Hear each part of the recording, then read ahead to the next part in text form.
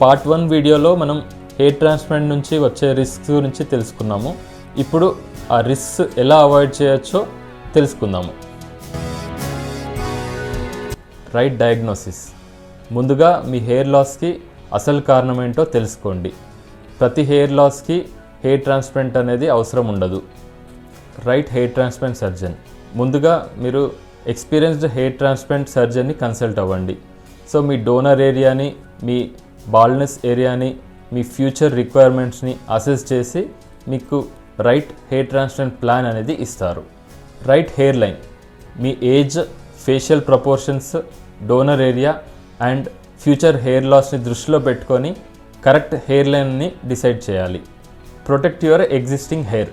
మీరు hair transplant చేయించుకున్నంత మాత్రాన ఫ్యూచర్లో ఎగ్జిస్టింగ్ హెయిర్ లాస్ అవ్వకుండా ఉండదు.